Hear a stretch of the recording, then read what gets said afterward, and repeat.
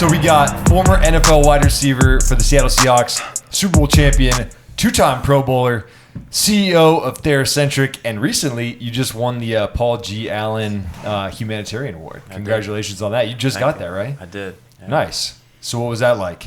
It's an honor to be recognized for the work that myself and my team, we get to do in the community, and we have done for a number of years. So really grateful for that recognition. But I think more so than anything, being able to spotlight the folks and the partners that we work with, that's really what it's about, right? Because I'm just one person. It's not me that's doing all of this work. It's a whole team and a whole group of partners, and so that's really what that award is reflective of. That's awesome, man. And that is, you've got kind of some other cool projects that are going on, and we'll kind of get into some of the stuff about how we met you and with Theracentric. But you've got a rec center coming up. Like, tell us about that, because I'm fairly interested in that progress and project. So the full backstory of this is that I grew up in the back end of the Salvation Army in Pensacola, Florida, which was like my second home. Right, and it was everything to me. It was where I played sports. It's where I got my mentors. I got my tutoring. It was legitimately a safe space for me to be a kid, right, and explore my curiosity as a child, and also in sports, right. So it's where it's the first time I played football, first time I quit football, right. But that experience and that influence obviously impacts me to this day. And so when I got to Seattle in 2011.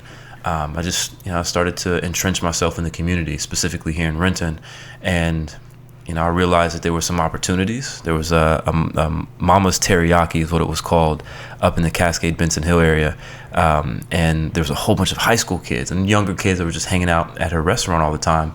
And I just asked her one day, I was like, "What's going on? Why are all these kids just hanging out? They're not eating food. They're just, and she didn't seem to be shooing them away. They were just hanging out." And she said they had nothing else to do. They were just hanging out because school had ended and they didn't have any other activities. And so somehow I got connected with the mayor, Dennis Law at the time, phenomenal human being, and kind of presented this idea, like, what if we created a center where these kids could go after school, but not just cater to the kids, but also to the entire family, and make this a holistic approach to serving the community. He was all in on it. They actually had a plan to service that area, but had never really anything gotten off the ground. So we collaborated together on it, brought some partners together. The city of Renton put in some money, got us started. That was over almost 10 years ago. What? Yeah. Whoa. And so now construction is complete, and we will open our doors on June 26th. Whoa. Wow, it's complete? It is complete. Where is it? So if you go towards the Benson Hill area, so Petrovinsky, take you to 116th, you take a left on 116th, you go past Cascade, or not past, but you go past the old Cascade Shopping Village, and then get to Cascade Elementary School. There's a big plot of land that was on the right side of that school. The school district owned that. They provided us the land so we could build the facility. The city built the facility, and so then we're going to be running our program out of there. So what's the program? Like, what kind of stuff are you guys doing for the kids there? Everything. So, obviously the recreational part is kind of the pull, the draw for the kids, but we're really trying to service the entire community. So not just the kids, but also the adults, the parents, and also the grandparents, right? The older folks who have lived in that area for a long time. So we, again, it's a holistic approach. So you walk into the facility, the front desk is right there to your left, because when I walked into our facility back home in Florida, right? When I walked into the Salvation Army, to the right was this desk. It was this beat up old desk, and Coach Eddie Brown was sitting there every day, right? And it was somebody where you knew who he was, he knew you by name, and he welcomed you into that community, into that culture. And so that's what we want to have, right? When you walk in, it's the front desk. To the right is a community space where we have a demo kitchen, so we can provide healthy eating, healthy cooking classes, diabetes prevention classes. You go a little bit further down from there, we have a full clinic. Health Point has put in a full clinic inside the facility. So families, think about this, like kids, a lot of kids sometimes, they don't like going to the doctor's office, right? And also a lot of first generation immigrants, right? They don't necessarily like going to facilities that feel a little sterile and, not what they're used to. But if you're going to a community center, right? Where you hang out with all your buddies and you've done the basketball program, you've done the sports programs. And oh, by the way, there's also a health clinic in there where you go see your doctor, your behavioral specialist, or your dentist, right? All in that one facility. That's pretty dope. Yeah. And so having Health Point in there is obviously helps us realize our mission and our goal of serving the community holistically. And then if you go all the way down, there's other things. There's a gym, there's a dance studio, there's some lockers, there's another like activity space for teenagers and the middle school students. And then at the very end, there's the full basketball court. I think I've told you guys this before. I'm a basketball fan. I love basketball. And so, of course, we absolutely had to have a basketball gym in there. And it's a full basketball court. Oh, wow. Yeah, so we're going to be running a whole bunch of programming out of there. Nice. Yeah. That's awesome. So, I mean, I know what everyone wants to hear, though, is like from what was that transition like? You know, like, yeah, a lot of people do get into business after the NFL, but you've seemed to like do it at a higher level than most that I've seen. What kind of sparked that? And just tell us how it ended in the NFL and how you got to here. Yeah, I mean, I had always been interested in business. So my degree at Stanford was in science, technology, and society, which is basically this very broad degree that took a look at technology and how it impacted our decision making as a society, and also how it impacted our lives as a society. Right. One of my big projects at the end of my tenure there was looking at the invention of the snowmobile and how it impacted caribou farms in Alaska, and then how it impacted the culture and then the families, right? It's fascinating. I just loved, obviously, the technological component of it, of like, why was this necessary for caribou farms, right?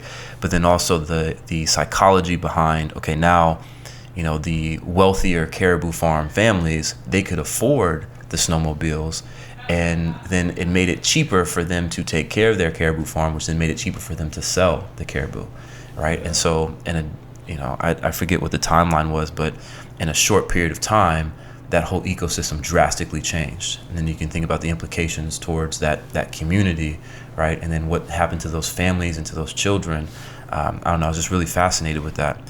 And so I had always thought that I would do something in that realm when I was done playing football, and I didn't know what that would be. But when I retired in 2019, I got recruited to come work at Intellectual Ventures and advise them on some of the businesses that they were trying to build out of their IP. How did that, like, why did you get recruited? You know, I say the same story, and I think it's the truth, but I'm not entirely sure. But several times there would be folks from Intellectual Ventures that would come over to the facility, and they would have us test things out, test different products out. And I think, I know the equipment staff there, they would always ask me to test out new technology because they knew I was going to give them good feedback, right? And I think several folks from Intellectual Ventures were there occasionally, and one of them, Jerome Hewitt, he asked me when I was done playing if I would come work with him in Intellectual Ventures. And so I think that's how that connection was made. Okay. Yeah. And you did a helmet for a little bit. Was that one of the pieces of equipment that came out of IV, or no? So Vices was a totally separate thing. There was several folks who I knew and just in this area from Stanford connections. They got together and they were starting to build like just what a helmet of the future could look like. And I was fascinated by what they were putting together. And a lot of the technology is relevant not only in football, but in a broad spectrum of places. You think about hockey, you think about, even soccer. Military, right? That was one of the big draws for me, was that I could see the impact in the military field. And they created incredible technology. Had some hiccups, had some challenges, as all startups do, but their technology is sound. Yeah. Yeah. Is that helmet still around? It is. People still wear it? Yeah. You wore it for a little bit in the NFL, right? I did. I was one of the first people to wear it. And it's supposed to be kind of like concussion proof. Is kind of like the idea. No, of that. we're not gonna say that. Come on. We're not gonna say that. It's not concussion it's me proof. who said that. Yeah. Sorry, it's supposed to reduce the likelihood of head injuries potentially. It is supposed to help mitigate some of the causation of head trauma. Yeah. It doesn't completely eliminate it, and I don't think anything ever will. Right? It's a violent sport, so You can't eliminate the contact that happens in that. But yes, the premise of this technology was basically give a more sound structure around the skull to kind of lower the impact of those impacts. And the data showed that it was tremendous. And as a player who used it on the field, I can tell you that it was a significant difference. So yeah, it was a beautiful partnership, and I loved working with them. So you got recruited, and then what did that look like after that? So let me back up. So I retired, and then 3 days later, my first daughter was born. Whoa. So I had really a very short period of time to mourn retiring from the NFL, and I think a lot of us, while we're in the NFL, we know it's going to come to an end at some point, but you don't really think about it while you're in it, right? Because you have to have this invincibility complex to survive in that realm. And so I didn't really think about it as much as I think other folks in other sectors, other industries, right? Like they know that they're about to retire, so they're thinking about what am I going to do after this, right? Just didn't have that much time. And then I retired, my daughter was born, so then I had no time to think about what that actually meant, right? Because I had to jump right into fatherhood. So it was a really, really, really challenging time for me. I give a lot of credit to my wife. I had 3 counselors at the time, so I needed all the support that I could get to get through that. But when I came out of that, what I realized is that, regardless if it was football, basketball, chess, checkers, right, it didn't matter. I am a competitor. I like to compete. I'm also very creative, and I like to build things, but I like to build things with other people, right? Yeah. Team sports all my life, so the team aspect was really, really important to me. And so when I got recruited to go work at Intellectual Ventures, those were all the things that Jerome at the time had kind of pitched to me about the experience I was going to get. And I was hooked immediately. I got the opportunity to look at different technology that they were building, some things that I can't even talk about, like just ridiculous things that they're building over at Intellectual Ventures. Like one of the things I can talk about is they designed a set of lasers that could shoot down mosquitoes. They could track mosquitoes and differentiate between a mosquito and a bee and some other insects, other bugs flying in the air. They could distinguish between those and a mosquito and target the mosquito and shoot it down with a laser. And the setup was so cool because they had it. They basically had it in their long hallway at the facility. I mean, you would look at this thing and you couldn't believe. Just my mind went to, this is the technology that is going to be commercially available. What do they have that we don't even know about, right? That's where my mind went, because it was crazy. But they had it set up pretty cool. They had the Star Wars laser sounds going as they shoot Did they actually let some mosquitoes out and show you how it does it? So what they do is they put a box of mosquitoes at the end of the hallway, and then the laser, you can see it tracks the mosquito, and then it fires the sound, and the mosquito falls to the ground, and it's dope. What if you got in the way of that? Would it hurt? No, I mean, it's the frequency or whatever the radio waves are not they're not threatening to us. Well, that's cool. But yeah, you think about the technology that they have in there. It was fascinating. So I was hooked, and then that's when I got connected with the Theracentric team. They were working on taking what they had founded was Train-centric, right? They were working on taking that and applying the application to the physical therapy space, because as you both know, the physical therapy space it's been outdated when it comes to technology and innovation. And so my predecessor at Intellectual Ventures, he saw the opportunity in the physical therapy space, and then that's when they jumped on the Train-centric team and started building what we all know today now as Theracentric. Yeah, that's super interesting. What did you have, I'm sure as an athlete you had some experience with physical therapy. Of course. I'm sure you destroyed a few areas of your body playing football. Was that something that, was there certain projects and you were like, hey, I'm going to go towards Theracentric, I like this the most? Or was that something like they were like, hey, I think you'd be really good as the leader of this company? Yeah, so I wasn't initially the leader of the company, right? I was just an advisor to Intellectual Ventures. Yep. And so in that process, I was also advising the Train-centric team, the Theracentric team. But as they were going through the process, I just became more enthralled with the team itself and the mindset that they had of how they were trying to disrupt this industry. And naturally, I just got attracted to them, and then I got attached to their progress. And then in September of 2021 or 2020, I want to say, the two co-founders, they asked me to join the team as a CEO. And so I did. And, part of it was, number one, yes, I saw the product. I understood where they were trying to go, right? I knew that there was a path to success if we were able to do it right. But then in that question, are we able to do it right, I looked at the team, and I really liked the team, right? The team is, they're outstanding.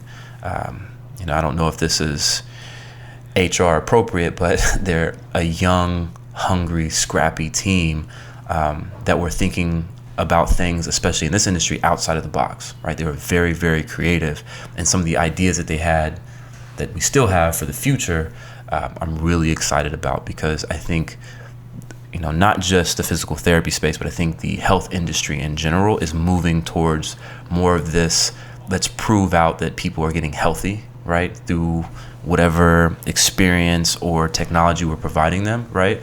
It's no difference in the physical therapy space. And I think we're poised and primed to take advantage of that movement right now. Yeah, I think there's going to be a ton of a change coming up where we're already, this is the reason why we met you in the first place, was we're already trying to utilize as much technology as we can to help improve patient outcomes, but also just deliver the best product. And we saw the same thing you saw, which physical therapy space is kind of it's the same thing it probably was kind of 10 years ago, probably the same as it was about 20 years ago. And obviously it's been a little bit of a change where it went from a bachelor's to a master's and a doctorate. So the level of ability has gotten up there. But I think use of technology is not, right? We're still using the same TheraBands. And the cool thing is now you're seeing a lot of people in the equipment space are creating unique stuff. Mm-hmm. We just talked to a company that does an anchor pulley, that's all magnetic weight, and then you've got companies like yourself, like Theracentric, who provide a better patient experience for home exercise programs.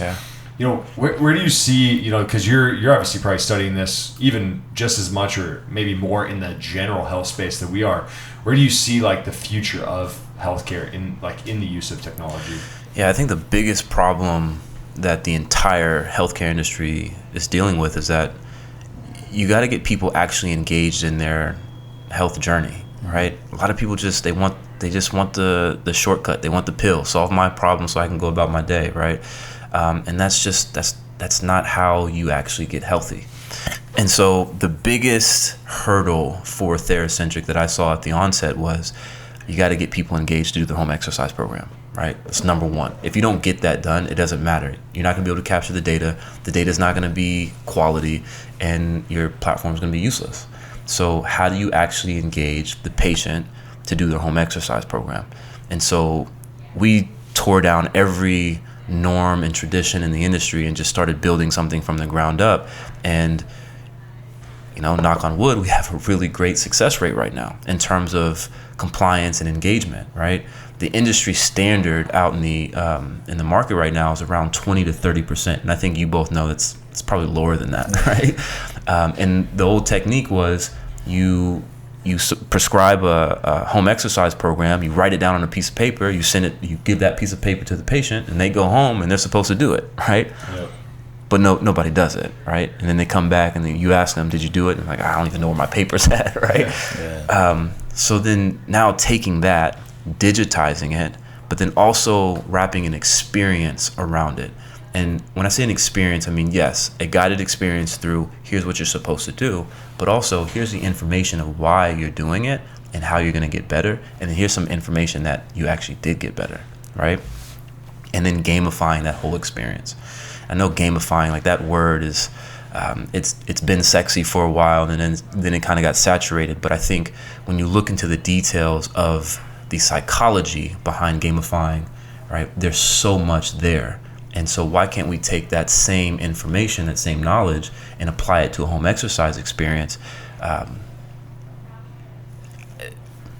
Again, knock on wood, we're having success at this point, but we have plans for the future that I think is going to change the game in this industry for getting people to actually do their prescribed exercises. What do you think like the top features on the app are that have been the biggest differentiator between Theracentric and other platforms that help people drive compliance? Because I've noticed too, like, I mean, I was just looking at my stats today. I think we're at like 45,000 home exercises completed or something like that. So like I see the data rolling up, and it's not only gamifies it. We talked about this, but every time we meet, but it gamifies it for me because I see like, oh, I'm up to like 350 patients or 400 patients in there. Yeah. And then, all of a sudden we've completed a ton of minutes of exercise. And so it gamifies it for me because I'm like, all right, we got to get people in here. We got to get people doing it.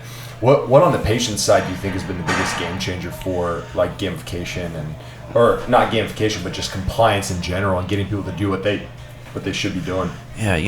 I don't know if I can speak to, I can speak to one specific feature that definitely impacts a patient, but also I think on your side of things as well. But then I'll talk about just like overall what I think, has differentiated us in the market. So first and foremost, you guys know this, the ability to record a video right from your phone or from the patient's phone and then upload it to their profile, right, instantaneously. Like no other platform did that. Yeah. Right, for a long time. And it's just like, why not? It's the number one feature that I use right now is like the ease at which I can put stuff into the app and put my exercise in is so fast that it just saves so much time. I was just talking to someone the other day who's using MedBridge, and then another one that was using more of like the built-in ones into an EMR. And they're just like, I would put in my own exercise, but it takes so long to upload. And then she was asking me like, what do you use? And I shouted you guys out because I'm like, that's really the number one thing for me is like how fast and how custom. And patients have been loving that because I also talk over the video and then they all get that instruction. So it's almost like you can have me at home. And then it was actually funny because our videographer who's here right now, he shot us some 5-minute mobility exercise videos. And I even uploaded those. I was like, I wonder if you guys could take a 5-minute video.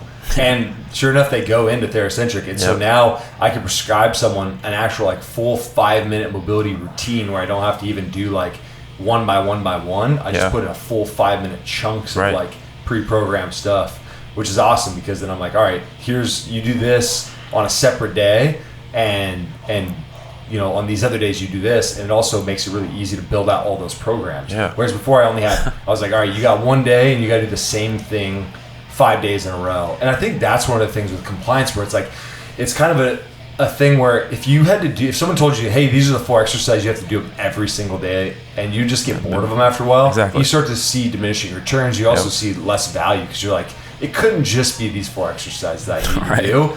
And so now I build it out very much like programming a workout. Like when you were with the Seahawks, I'm sure you didn't go into the gym and they're like, all right, you're going to squat, bench, deadlift, squat, bench, deadlift, squat, bench, deadlift. It's like, no, there's a lot of other stuff you got to do. Right. And it's got to be programmed. It's got to be progressive.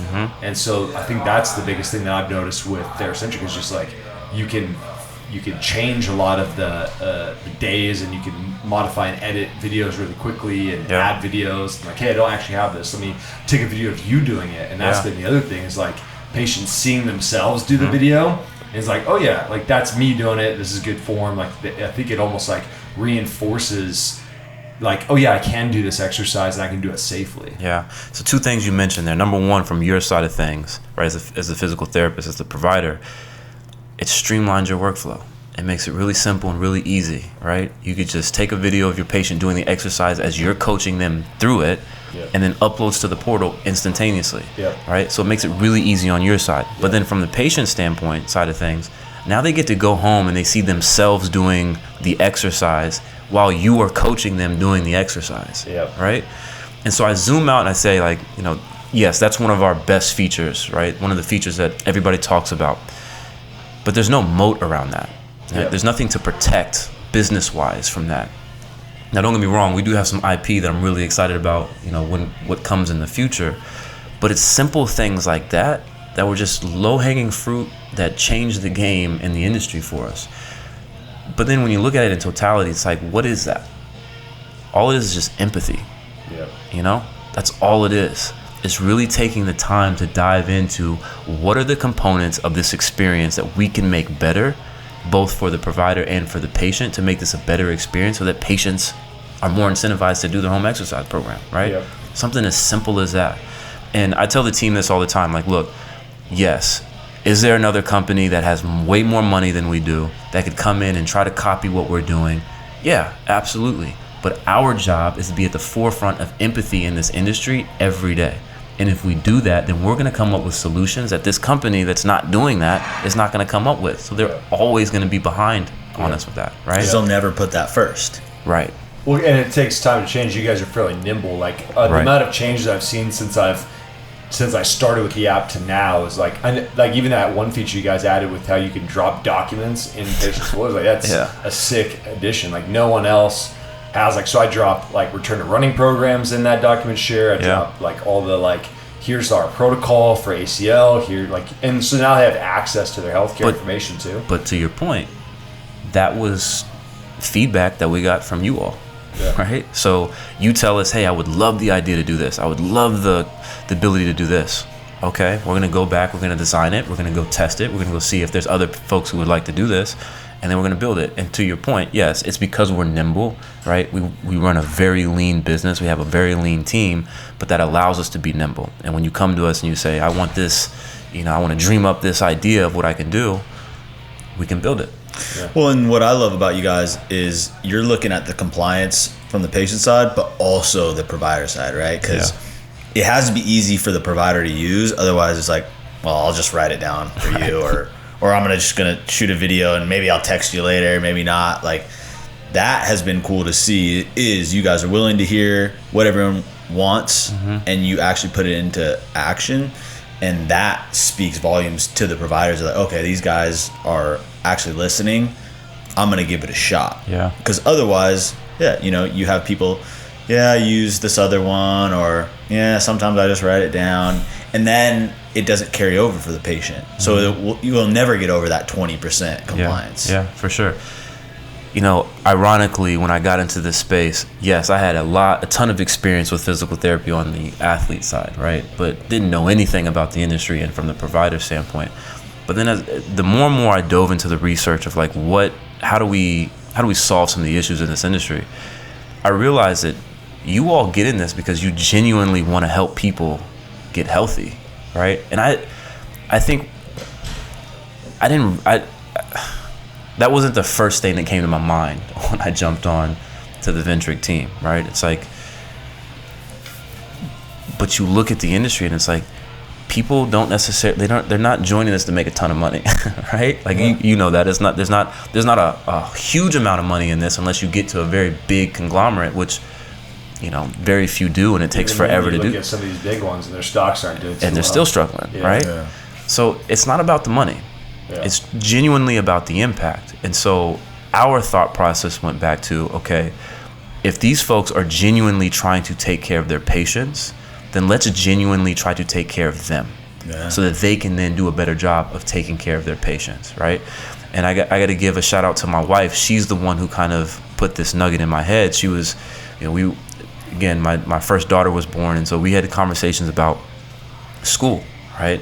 And my wife she's an incredibly analytical person and just very thoughtful.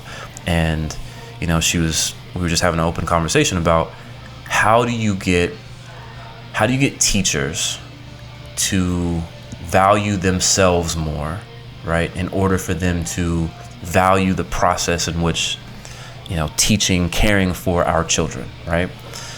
And she thought, like, I think like a lot of people do, you got to take care of the teachers. If you take care of the teachers, if they're in an environment where they are seen, they're loved, and they're taken care of, they will have more capacity and more space and more all of the things to be able to take care of the children, right? It's no different in this industry. If we can give you the tools, the time, we can give you some time back, right? We give you some space to actually focus on taking care of your patient is going to have a better experience, and your patient's going to get healthier. And because of that, the physical therapist is going to feel better about themselves, because nothing worse than like trying to help somebody and then it doesn't work out how you thought it was going to work out for one reason or another. Or you can, but you don't have the time to. Yeah, that's the toughest situation. But even if you just feel like you don't have the tools, or you tried your best, and like you said, like I think most PTs hopefully didn't get in it for money, because if they did, they're gonna be like, oh man, there's no money. I think I tweeted the other day. I was like, physical therapy is the blue collar job of the medical profession. It's like you get long hours, our work day is kind of physical, and the pay is lower than you would want it to be. But at the same time, like you said, like I didn't get into this for the money. I got in for the impact, and that's really why we built HIDEF in the first place too. Is like we could extend that reach and that impact, and we're kind of doing the same thing. It's funny because now that you're saying this, I'm starting to realize we're kind of doing the same thing from the HIDEF perspective, where we're trying to create a fun, engaging, like empowering opportunity for physical therapists to work within, to let them see their skills. And I always say this is like, there really are no bad physical therapists. And I've heard physical therapists joke, they go, oh yeah, there's horrible PTs out there. I said, no, there's no bad physical therapists out there. There's just physical therapists that have been put in circumstances that don't let them thrive in their job, because I think every physical therapist has the capacity to be good. Like the smartest PT is usually not the best PT. It's the person who puts forth the most effort and tries to look back on what they've done and then make that next opportunity learn better, from it, right? And so like that's the cycle. And but you need a certain environment to do that, because if you're seeing 4 patients an hour and you end up seeing 25 to 30 in a day, you don't have a whole lot of time to go back and look at what you've helped people with, or where could you be improving, Absolutely. where could you get better. It's like looking at game film in the NFL. I actually just I talked to a PT I was mentoring the other day. Is like, think about athletes. They look back at their game film. They don't only look back at the times they lose. You got to look back at the times you win too, because you got to see like, why did we win this game? How do we do that again? Right? And so like me and Mitch were just talking about doing after action reports after like maybe a random day, where you just kind of say like, what did I do well today? What did I do not so well? How can I improve? Because that's the kind of thing we're trying to do. So we're in the same boat, and that's why I think maybe why we've clicked so well is Absolutely. We're also trying to support physical therapists to feel like they can put their best foot forward and at least get better every day. Because I mean, at the end of the day, that's kind of like the human experience. It's like everyone wants to feel like they're moving forward, and I think that's where people feel like they're on a treadmill versus they feel like they're just on a really long run. It's like, at least they're moving forward and they're going somewhere. Yep, absolutely. And to your point, I think that is why we clicked, right? And I have to say this about myself. Like, I knew nothing about the physical therapy space, right? Like, and so people always ask me, like, why'd you jump into that as a business, right?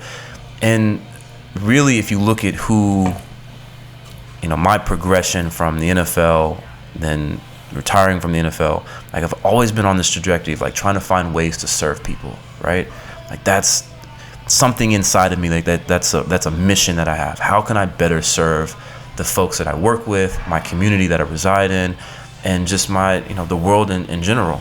And so this, when I was asked to take on this role, it's like, okay, how do I then inject that into this culture, into this team, right?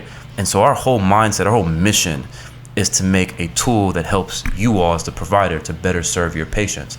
But then when you run into folks who are on that same mission, on that same wavelength, it's an easy conversation to have, right? I remember the first time we spoke, I'm like, oh, this makes a ton of sense. What do you guys want to do? Right? And then now we're sitting here doing this podcast because of the mindset that you guys have to take care of the folks that you work with. And so I say that to say I'm grateful for you all, not only as partners in this endeavor, but also just for the work that you do out in the community to genuinely help people get healthy and educate them on how they can make themselves healthy. We appreciate that, and really hearing about your community center here in Renton. I really want to see how we can get involved, both on a personal, like just personally for me getting involved, because that sounds like a really cool mission that we could help with, but then also put some of our resources towards that with physical therapy and access to care and stuff like that. So we'll definitely talk after the podcast and see how. Let me know when the runs are. I'll be there. Because that sounds fun. But what I want to get into now is I'm always fascinated in like what it takes to be a high level athlete, mentally, physically, and all that, and like regimen wise, and how you translate that to what you do now. What are some things that you took from that high level athletics to here that's made you successful? Well, we haven't had an exit yet, so I don't want to say successful just yet. I will say I think we're on a good trajectory. I think we are solving a lot of the problems in the industry, and people are starting to notice that. So I'll say that, but I don't want to say success just yet because we're still grinding. But there's several things. I mean, the world of football taught me a ton. And I started playing when I was 6 years old. So there's a whole lifetime of lessons wrapped in that. I think there's two things, and I'm still learning these as I go. So, give me grace in these. This may not be, what I say 10 years from now, but, the first thing is work ethic. You got to grind. There's no substitute for the grind. I knew that in football, and I loved the grind in football, right? Because I knew when everybody was sleeping at 11:30 at night and I was clocking in at the facility, going to run some more laps around the facility at nighttime when everybody was asleep, I knew that I was putting myself above my competition, right? Just by doing that.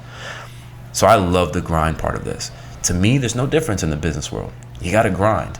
Now, the caveat is that in football, I knew, okay, if I do this release, that guy's going to go to the right, I'm going to go to the left, I can get into my route. Like, I knew what I had to do, right? In business, I have no clue. Right. It's hard. It is hard. Yeah, you're like, am I putting a lot of hours into something that's like not going to go forward? Right. Why am I running this track when... Exactly. And there's so many variables, and it's just really hard to hone in on, like, okay, what should I be doing right now? And so there's a lot of unknown in that, but that's okay. I genuinely believe that if you're grinding, you will find the answers, right? Yeah. You might not necessarily have the right answers all the time, but that one no, or that, this didn't work out that way, those are all lessons that you then apply to the next set that then get you closer and closer to that yes or to that success that you're talking about, right? And then,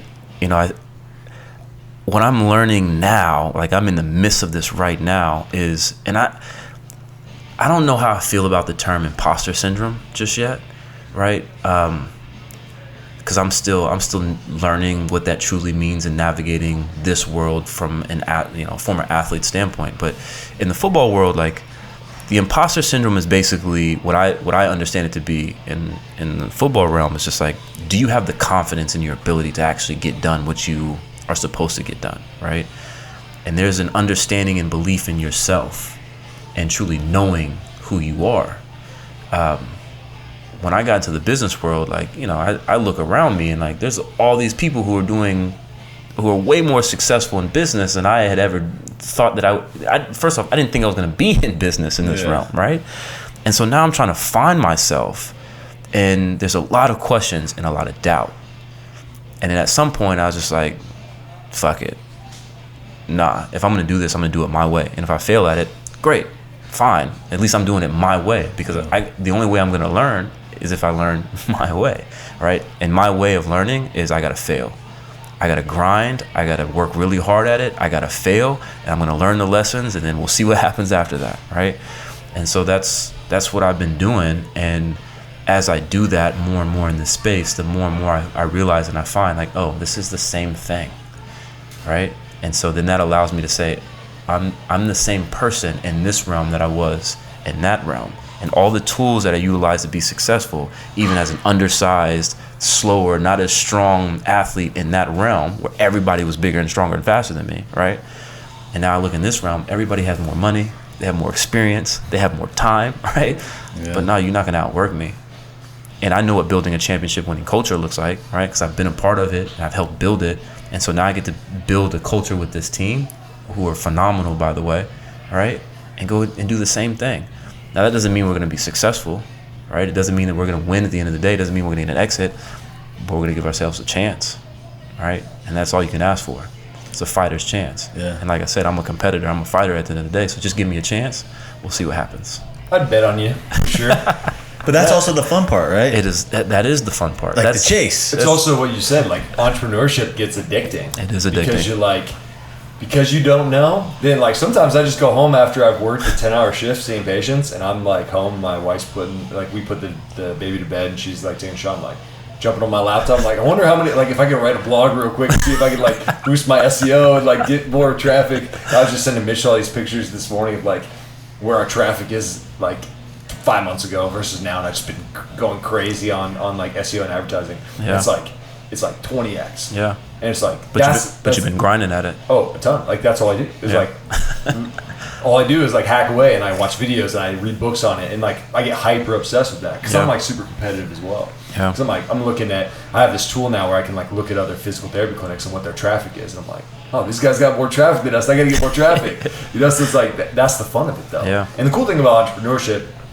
is that it's forever. Like you just keep on doing it. There is no loss. There's no finality to it. At least as no long as you have a house limitation, and the money, and like you got like your family is what's important to you, I'm sure. So as long as you have that, the good thing is it's like, at least you're not taking like a tackle that like ends your life, like like stuff like with Mar Hamlin kind of stuff like that. Yeah, like, for it's sure. Like, it's like we will live to see another day in as an entrepreneur, and that's the cool thing. It's like the battle of every day. It's fun. When people ask me that, that's what I tell them. Like, it gives me the ability to compete at a high level without the threat of physical violence. Yeah. And like, what more could I ask for? Yeah, exactly. You could do that forever. Yeah. Well, when you start to layer these skills, and then it's like, then it starts to get really fun because you're like, man, I already know level 1 to 100 for all the different businesses. I know how to get to level 100 this fast. Yep.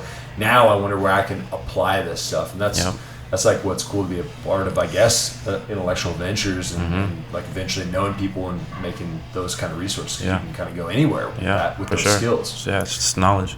You talked about building a championship culture, and that's something I'm always fascinated in because like that's like one of our big goals is to build this big company that obviously has to have that at the forefront. What are some of like the keys to that you see? Yeah, I've boiled this down to 3 core values. So the first one is being honest, and I can't stress this one enough. It's a really challenging one because being honest it's a posture of discipline, right? Being honest about who you are, what you say you're going to do, and then holding yourself accountable to that. And not only being honest with the folks around you, but also being honest with yourself, right? Looking yourself in the mirror and saying, who am I and who am I showing up in the world, and actually being that and doing that on a day-to-day basis, right? Being consistent at that. And so there's some friction there. But my therapist used to say this all the time: conflict is the price of something deeper. Constructive conflict is the price of something deeper. In order to understand true joy, you have to understand true pain, right? You have to have that contrast. If you didn't, then you wouldn't know, right? So being honest that's kind of one of the pillar foundations of what I would call a championship winning culture. And then the second one is curiosity. And that's just a posture of humility, right? We don't all have the answers. We don't have all the answers. And you have to come and show up every day with a posture of being willing to learn, right? Being a student of life and the game, or whatever craft that you're trying to master. Every day you can learn something, and there's people around you that you can learn something from every day. Doesn't matter who it is, right? So having that posture of humility and being willing to learn. And then the third one, and probably the most important one, is forgiveness, right? We're all human beings on this planet trying to survive and thrive, and we're gonna make mistakes, especially when you're in a high pressure, competitive culture trying to be champions, right? At whatever it may be, there's gonna be a lot of pressure, and you're gonna make mistakes. And if you do the first 2 pillars right, if you're honest with each other and you're curious with each other, then the third one is, I don't want to say it's easier, but because you've built that connection with the other humans around you, you're able to see them in a sympathetic and an empathetic way that then makes you realize, like, oh, we're all part of this together, right? Like, yeah, I may be the star quarterback or the star running back, but I can't do none of this shit without the offensive lineman, right? And when you have that mentality, when the star quarterback looks at his offensive lineman and says, like, I am because of you, and we are because of us, that's when you get into a level, into a layer that supersedes any individual performance or any accolade or any, like, it's and any realm. It's not just sports, it's not just business, right? I know it from a ground level in family, right?